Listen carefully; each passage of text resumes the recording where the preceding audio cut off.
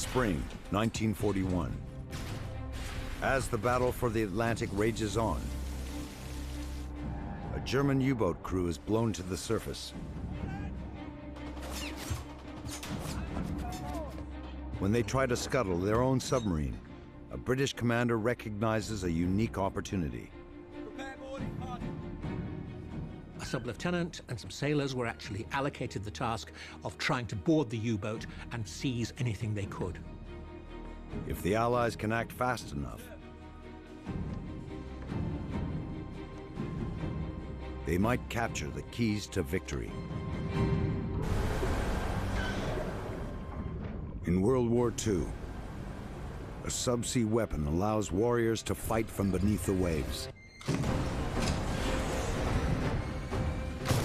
With cunning, force, and tenacity, their enemies strike back. Revolutionary, but still sometimes primitive, it's a desperate bid to change the course of war. Their stories are legend.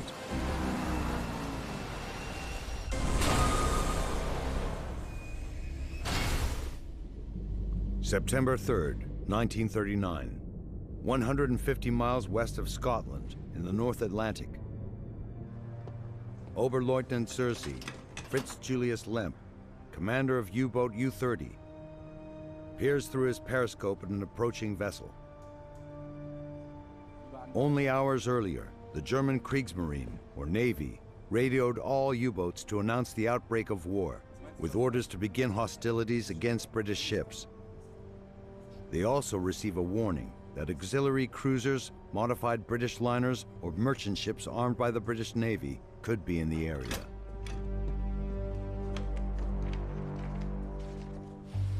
As the opening day of the Second World War fades, Lemp strains to identify the ship in front of him. It's behaving, in his opinion, like an auxiliary cruiser because it's zigzagging and it's blacked out. And he even imagines to have seen gun platforms. In Lemp's mind, that is enough proof this is some kind of armed enemy ship. Fair game to be attacked without warning. With torpedoes ready, a little before 8 p.m., Lemp fires the first 2 U-boat torpedoes of World War II. The hydrophone operator monitors them by the sound of their propellers. One speeds towards the target. But there is a problem with the second. It should grow fainter, but instead is getting louder. Fearing that it will circle back and strike them, Lemp orders the U-boat deeper. It is a scenario they train for, even in peacetime.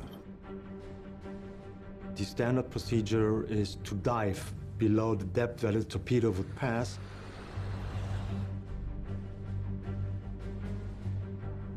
It could be tight. U-30 is more than 210 feet long, and as the bow angles down, the stern goes up. They must get the whole U-boat out of danger. They have no way to visually monitor the threat. Their only source of information is what the hydrophone operator can hear.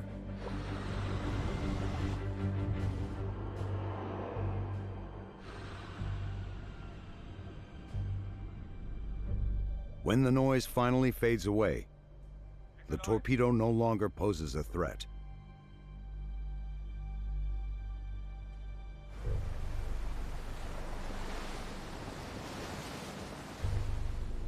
Relieved, Lemp surfaces to investigate. With darkness falling, he moves in for a closer look. The first torpedo had struck the ship. But as Lemp surveys the crippled vessel, he realizes that something is wrong. They check the silhouette of the large ship against the Lloyd's Register of Vessels. When he saw the scene of action, he realized that he was mistaken. It wasn't an auxiliary cruiser, it was a steamer with a lot of civilians in the water. An intercepted radio transmission confirms his fears. It identifies the ship as the passenger liner SS Athenia, bound for Canada. Lemp has made a huge mistake. His orders were clear: sink only warships, troop ships, and enemy merchant vessels. Hitler and the German government still hope for some kind of settlement agreement with Britain, and so they don't want to aggravate the British more than necessary. Now, on the very first day of the war, Lemp has sunk a passenger vessel without warning. Comparisons are immediately made to the sinking of RMS Lusitania by a U-boat in World War I, an act that helped end American neutrality and brought the United States into the war against Imperial Germany. The exact scenario Hitler hoped to avoid with his strict instructions. Now the sinking of Athenia sets off a new political firestorm. Many of the 1,103 passengers aboard are Canadians, Americans, or European refugees escaping the war. 118 civilians are dead. Hitler and his propaganda minister, Joseph Goebbels, vehemently denied German responsibility for the attack. The man responsible for Hitler's headache is 26-year-old Oberleutnant zur See Fritz Julius Lemp.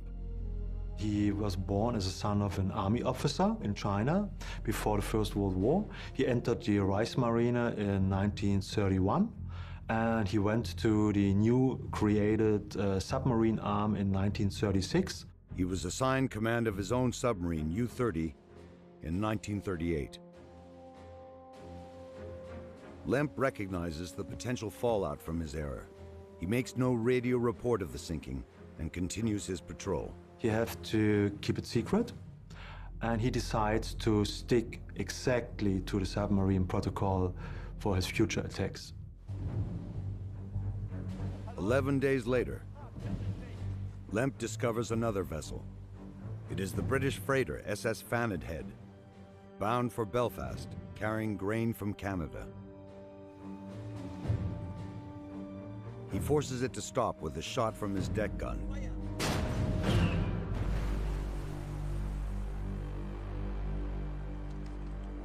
When he ensures that the ship's crew is secure in lifeboats and well away, he dispatches a demolition crew with explosives to sink the British freighter. This would save him precious torpedoes if they sink the ship by scuttling. And the other thing is they were searching for new and fresh rations, and they even transported it back to the submarine. Lemp assumes they are safe. They detect no enemy ships nearby. And this far out at sea, they are beyond the reach of shore-based aircraft. But something has changed. With the heavy losses of merchant ships in the early days of the war, the British Navy dispatches a small armada to confront the threat. On the 14th of September 1939, HMS Ark Royal was moving into the northwest approaches with a destroyer screen as part of a hunting group to seek out U-boats. Commissioned in 1938, HMS Ark Royal is one of the first purpose-built aircraft carriers in the Royal Navy. Over 800 feet long with 9 decks, few ships in the British fleet are bigger. It is also one of the fastest, capable of over 30 knots. It can easily outpace a U-boat traveling on the surface.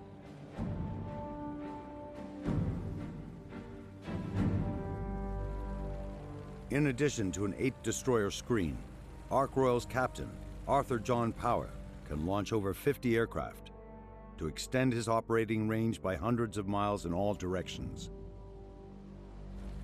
Power now has a chance to put the carrier group to the test. Ark Royal has picked up Faned Head's distress call from 180 miles away.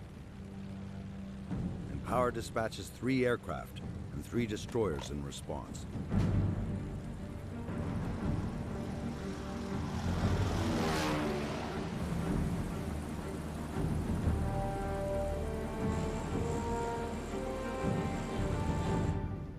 Unaware of the approaching danger, Lemp's men take their time bringing bread, fresh water, and other supplies from the merchant ship to the U-boat. The crew is quite excited, having new rations. They transfer the canned food into the submarine, and it's an all-hands maneuver, which means that every crew member is participating in transporting the stuff. And due to the excitement, they may have lost their keenness on the watch.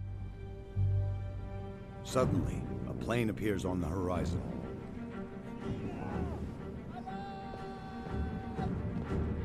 Lamp orders an emergency dive to escape the enemy aircraft closing in.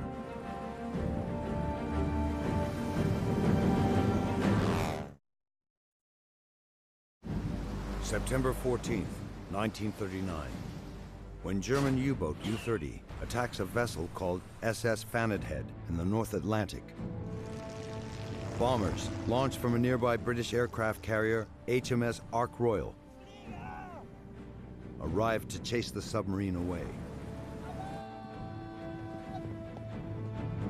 The idea was to get the aircraft out at sea, vector the destroyers in on the submarines, either force it down or indeed destroy them. So it's a very rudimentary form of hunter-killer group. Oberleutnant Sir Z. Fritz Julius Lemp dives so quickly, they close the hatch before one of his men on deck can make it back to safety.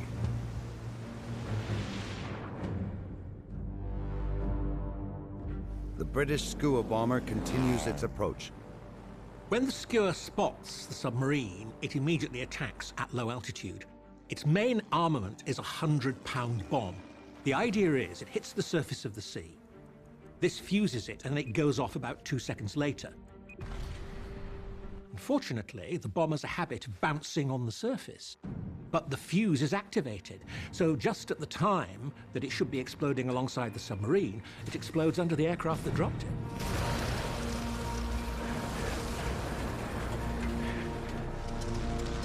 The explosion and the shrapnel take down the British airplane.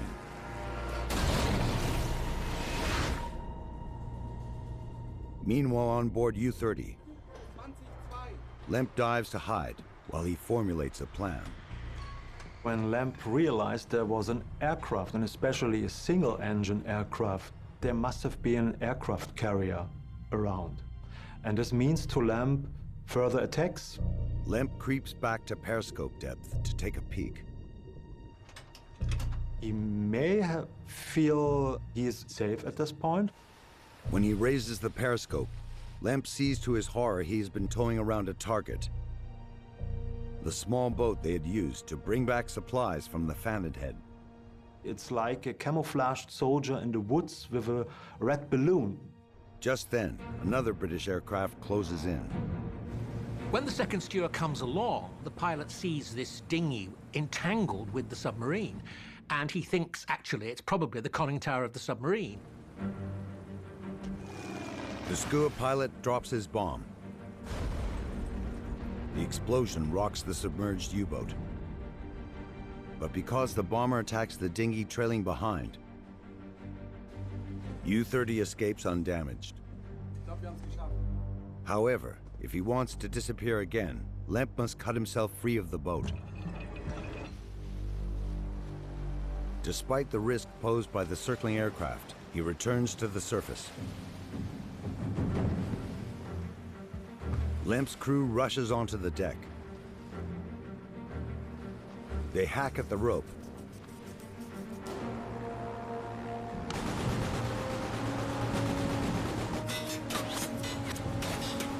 As the British fighter bomber rakes them with machine gun fire.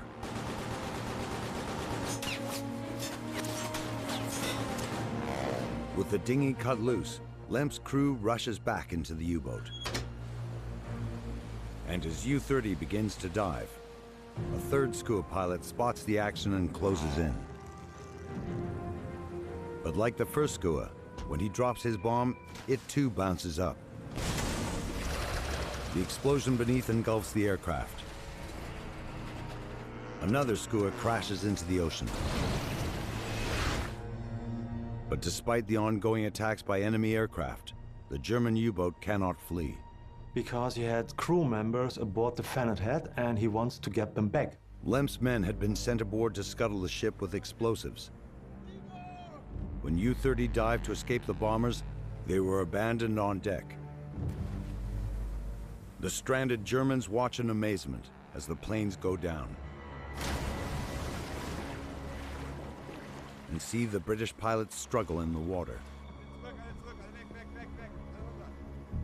German submariners jump in to help the airmen.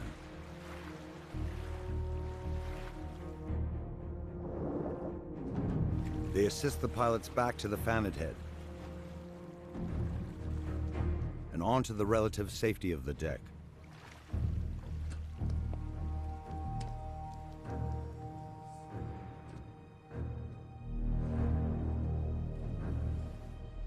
Meanwhile, U-30 attempts another approach to recover their crewmates. To avoid the attacking skuas, U-30 moves submerged toward Fannet Head. His plan is to surface very close to the Fannet Head, to have a short time being surfaced, taking his crew members aboard.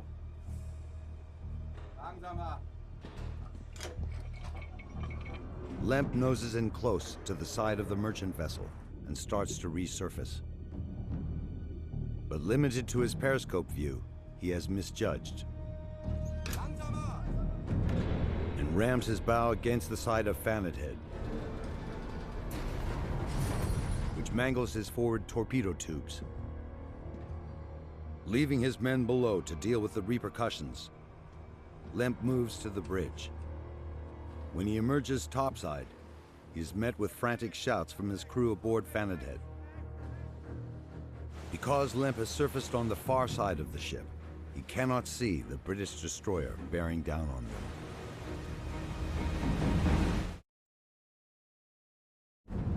September 14th, 1939. German U-boat U-30 surfaces next to the British merchant vessel, SS Fannet Head. Oberleutnant Zersee Fritz Julius Lemp is determined to rescue his stranded crew members on board the freighter. From their position high on deck, they spot a British destroyer bearing down on them from the other side. For now, luckily for Lemp, Fannet Head also shields the U-boat from the destroyer's view and buys him some time to extricate his men. Lemp commands everyone on Fannet Head's deck into the water to be brought on board the U-boat. In addition to the German submariners, there are 2 British pilots rescued when their planes crashed. Lemp's crew jumps, but the British airmen hesitate. Jump off! Lemp cajoles them in English. He will not leave them behind. They are valuable prisoners of war, and he is even responsible for them at that point. So he just gives them the option to jump into the water, to be rescued, or to stay aboard the Fannet Head when he will torpedo it. Lemp proves persuasive. The pilots jump.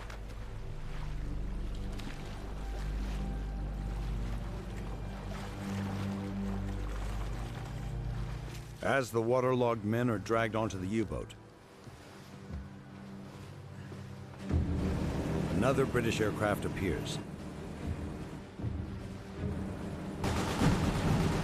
and sprays U-30 with gunfire.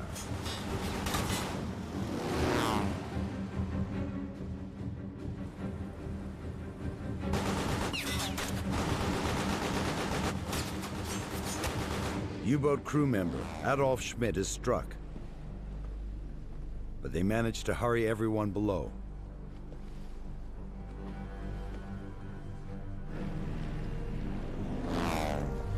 Lemp submerges to periscope depth, but he refuses to forfeit his prize, SS Fannet Head.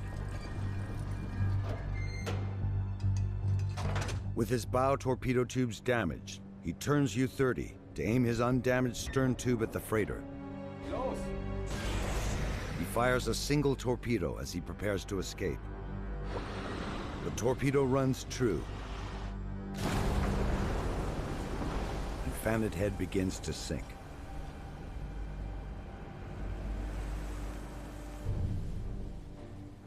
But by now, the aircraft carrier HMS Ark Royal has dispatched a second wave of airplanes, British Swordfish bombers.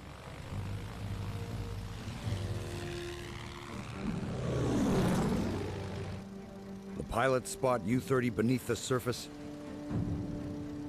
and begin to attack.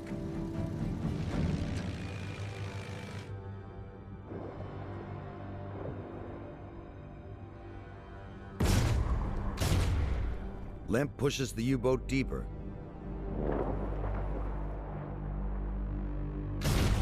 As the aerial bombs explode around them.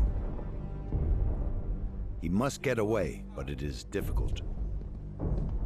Underwater, U-boat is not as fast as surfaced, and if he's going quite fast with his electric batteries and electric engine, he's running out of electric fuel. Lemp needs to use his limited battery power wisely. Alerted by the circling swordfish, the British ships close in.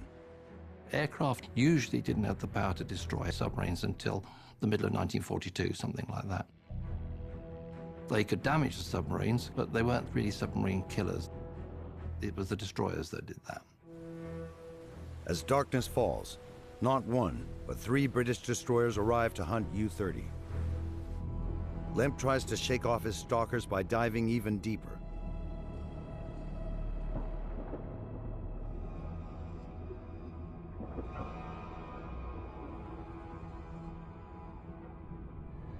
But a punishing barrage of depth charges follows him.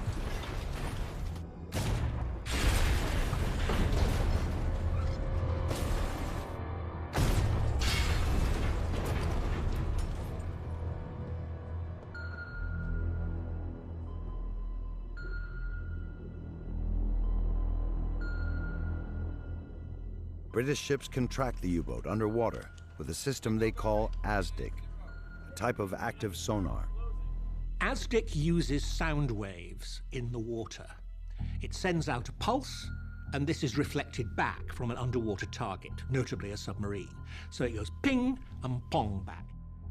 By analyzing the difference between the ping and the return, they can predict where the enemy submarine might be and target the area with depth charges.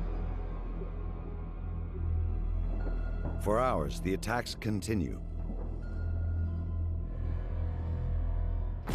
Even as Lemp tries to inch away.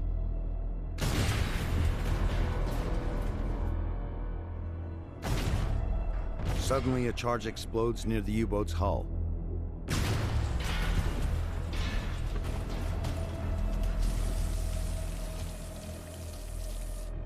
Without warning, U-30 begins to slide into the depths.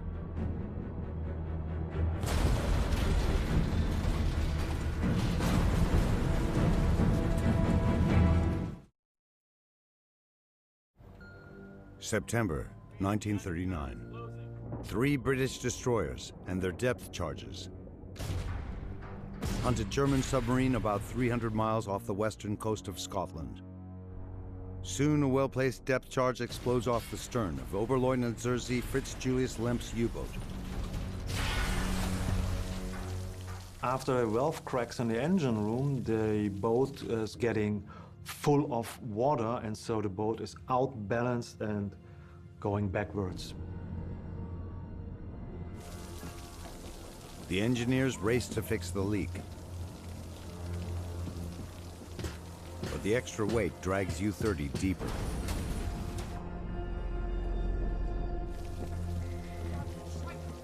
Lemp continues to calmly give orders.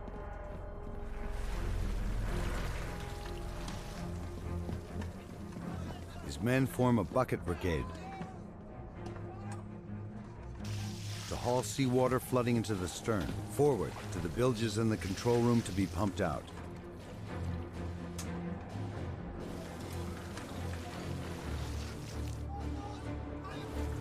But the U-boat continues to sink toward crush depth. As long as the sinking is uncontrollable, it feels like being a parachutist with your parachute not opening. And if it doesn't open, you just fall. He's out of control and hopes that everything will go the right way.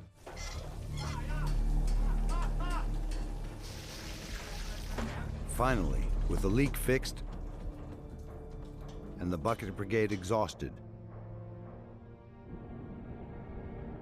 U-30 levels off. At 472 feet, Lemp and his crew have set a record in the U-boat arm. No German submariners have gone deeper and survived. At 2200 hours, U-30 surfaces into darkness. They have lost their pursuers.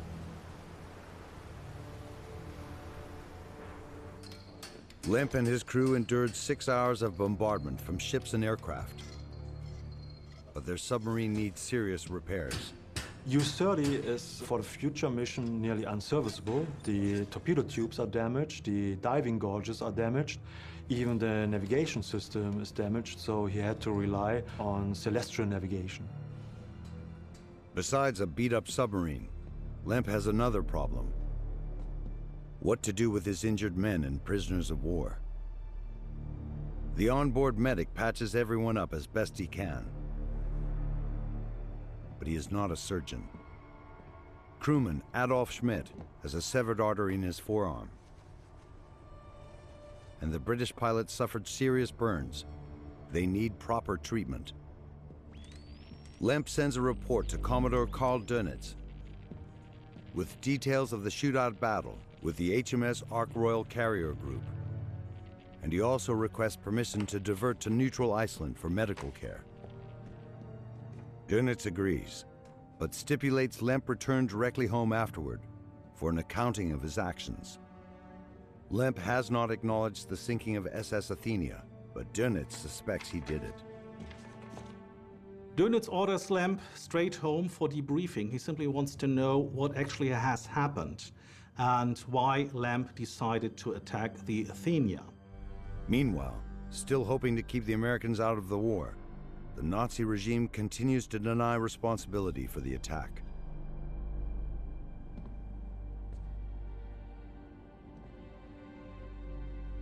As U-30 arrives in Iceland, Lemp clears the petty officer's quarters to speak with Schmidt alone. Knowing the political stakes, Lemp needs to ensure that Schmidt can remain silent about the Athenia incident and protect their diplomatic bombshell. Lemp forces Schmidt to sign a declaration to never speak about the events of September 3rd to anyone. Lemp then transfers the wounded man into Icelandic medical care and navigates the heavily damaged U-boat back to Germany. Because he directly violated Hitler's orders by sinking SS Athenia, Lemp must be uneasy about the fate which awaits him.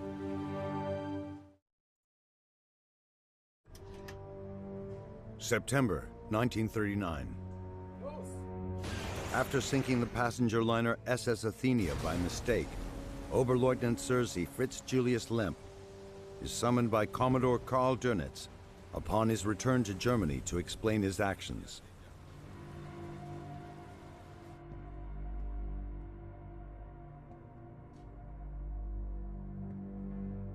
For Dönitz, on the one hand, there's this incident of sinking the Athenia. On the other hand, Lemp had a quite successful patrol. What adds to the problem is that the German propaganda minister, Joseph Goebbels, had openly denied any German responsibility for sinking of the Athenia. Lemp cannot be publicly punished for actions German authorities continue to deny. Lemp only received a dressing down in private by Dönitz, and afterwards the whole affair was more or less forgotten. With German high command determined to sweep the Athenia affair under the rug. Part of the cover-up of the Athenia incidents was forging the official log of the U-boat, and this is quite unique. This is actually the only case that a document like this was forged in the history of the Kriegsmarine.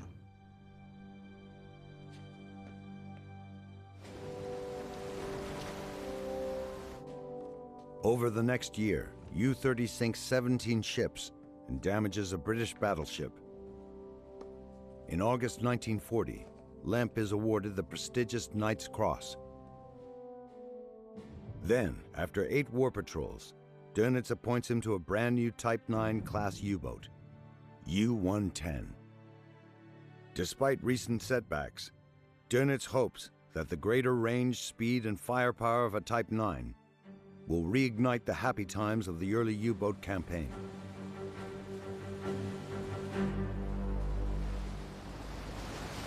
On May 9, 1941, Kapitän Leutnant Fritz Julius Lemp prowls near a large Allied convoy of 38 ships off the coast of Greenland. This far west, Lemp expects the escorts will have broken off and returned to Iceland, believing the convoy safe from U-boats. But after an earlier attack, the British 3rd Escort Group still surrounds convoy OB-318, which travels from Liverpool back to North America. Commander Addison Joe Baker Creswell directs defenses from on board the destroyer HMS Bulldog. Baker Creswell was a pretty good escort group commander. He really was pioneering the improvements in escort organization and leadership, which had not been around at the beginning of the convoy operations the previous year. Baker Creswell does not expect any further U-boat troubles. Still, to be safe, he divides up the 9 escort vessels in his preferred formation. Baker Creswell has a mixed group of destroyers, corvettes, and anti-submarine trawlers, and he disposes them with 5 of his assets in front of the convoy, 1 on either side and 2 at the rear, so that he can deal with an attack from any direction. Aboard U-110, Lemp and his officers discuss the formidable escort. Some argue they should follow the convoy and wait until the escorts break off. But Lemp worries about running low of fuel and does not want to be drawn further west. He is confident they can make a successful attack. Just before noon on May 9th, Lemp fires 3 torpedoes 30 seconds apart.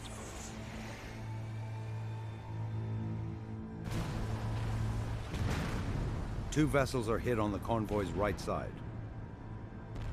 Commander Baker Creswell watches the explosions with dismay, and then springs into action. He diverts 3 escorts to hunt U-110, while the convoy takes an emergency turn away from the attack. Lemp observes the first explosion with satisfaction. But a 4th torpedo remains stuck in the tube and throws U-110 out of trim.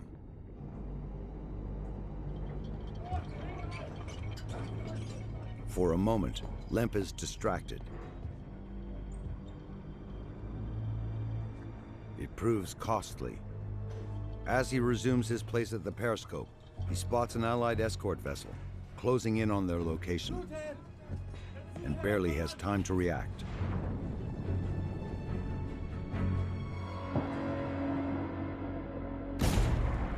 Depth charges rain down around U-110 as Lemp dives deeper to evade his pursuers.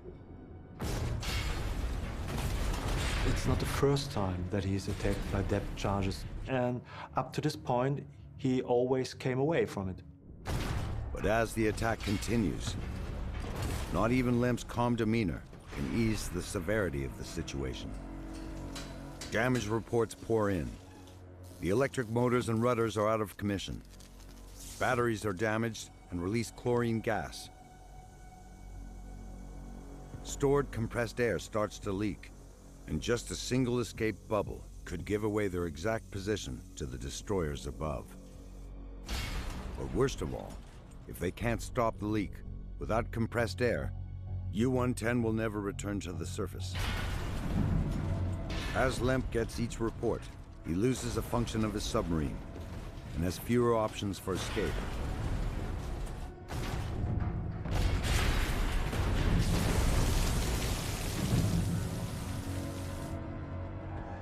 Suddenly, the submarine loses trim again. This time, it starts to settle heavily by the stern. Any non-essential crew race to the bow to use their weight to rebalance the submarine and stop the freefall. But they continue to sink. Finally, with his pressurized air escaping too quickly, Lemp is left with no other option. He must blow the main ballast tanks and surface before it runs out. But before they can, the crew experiences a strange rocking motion.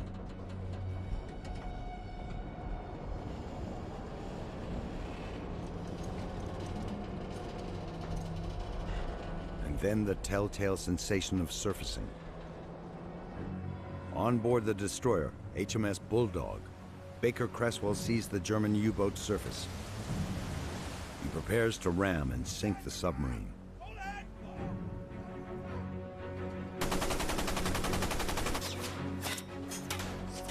Lemp rushes onto the bridge and emerges to a hail of enemy gunfire.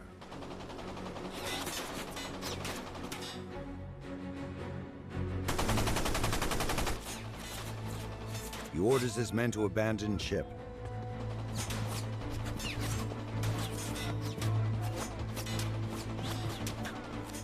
As Germans spill out of the submarine and into the ocean, Baker Cresswell recognizes an opportunity. Instead of sinking U-110, maybe he can capture it.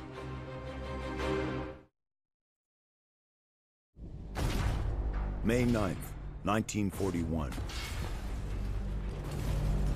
After his units have blown German U-boat U-110 to the surface with a depth charge attack, British commander A.J. Baker Cresswell prepares to ram the submarine.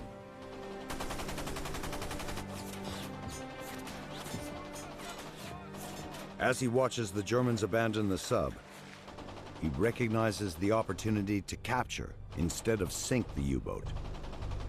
Baker Cresswell decides it is worth a try and orders the engines in reverse, then mobilizes 9 men, led by 20-year-old Sub-Lieutenant David Baum.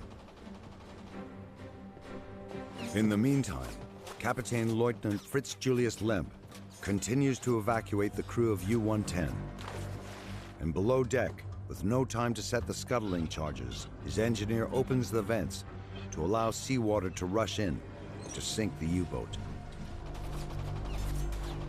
When the engineer emerges from the hatch, confident U-110 will flood, Lemp follows his men into the cold waters of the North Atlantic. David Baum's boarding party arrives soon after. They approach the conning tower cautiously.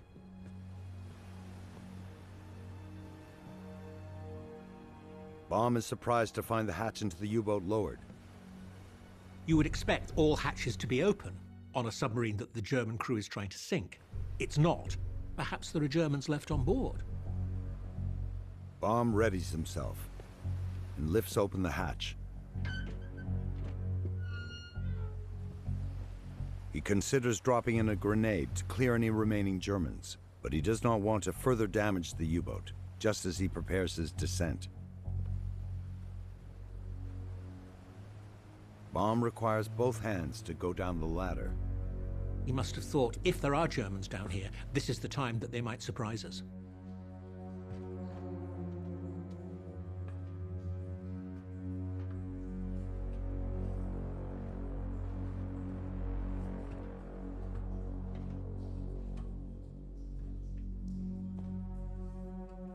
When he makes it to the bottom, he begins to scan his surroundings. Baum finds himself in a very unfamiliar environment. This is a German submarine. He doesn't know what its exact layout is.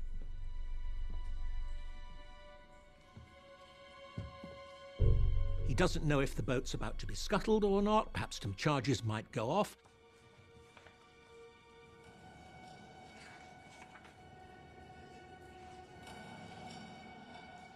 Baum and his men spread out.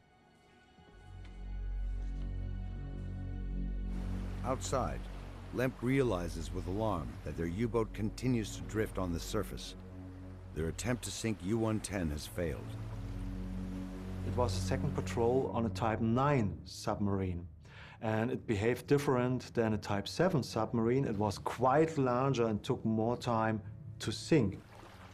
He calls out to his second-in-command that they return to ensure the destruction of the U-boat. There was standing orders for the commanders of the submarine to take care to destroy all the secret material on board. LAMP simply doesn't do that, and this is a failure that had the utmost strategic importance. Aboard U-110, Baum's men worked to locate anything of interest.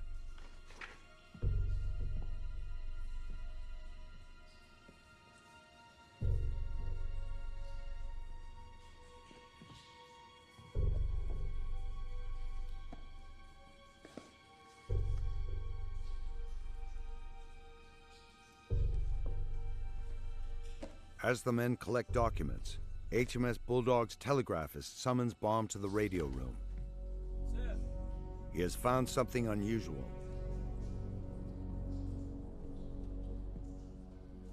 It seems that they hadn't been briefed on the Enigma machine, so therefore they just grab it because it seems interesting. And of course, it proved to be very interesting.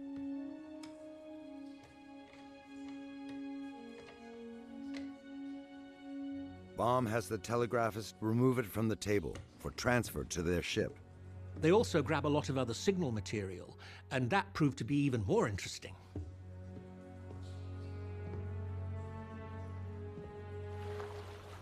Meanwhile, Lemp struggles to reach U-110, but ultimately fails. He disappears beneath the waves of the North Atlantic. Baum and his men successfully transport the captured documents and equipment on board HMS Bulldog. But they cannot stabilize the U-boat, and it sinks mid-tow. Still, the raid is a resounding success. The strange wooden box holds the potential to shorten the war, an Enigma machine. They got their hands on a running Enigma machine with everything set like the moment when it was used last, and the code books, so the British or the Allies were able to decipher a lot of German information. The real key was in the codes. What was important were the signal books. The signal books for the short signals, the Kurzsignalen, the signal books for up-to-date weather signals, and for the Offiziersignalen, the officer codes. And this significantly improved the capacity of Bletchley Park to decode naval messages quicker. Lemp dies a hero in the eyes of the German people. But as in life, his story and reputation proves a roller coaster of ups and downs. When the truth of the capture came out in Germany decades later, veterans were outraged that his carelessness caused the deaths of so many submariners. His reputation, of course, suffered from this failure. It was even more than a mistake. It was simply a failure to do what's... He simply failed to do his duty. Point. Full stop. The battle for the control of Europe and the surrounding oceans would continue on. But the Allies gained the upper hand, and Nazi Germany misses the signs. The Germans were always reluctant to believe that their codes had been broken. This was a great asset for the Allies throughout the war. If they'd known that an Enigma machine, an up-to-date naval one, and the codes it used had been captured, then they might have thought more than they actually did, that their communications had been compromised. And over time, this would prove to be the difference.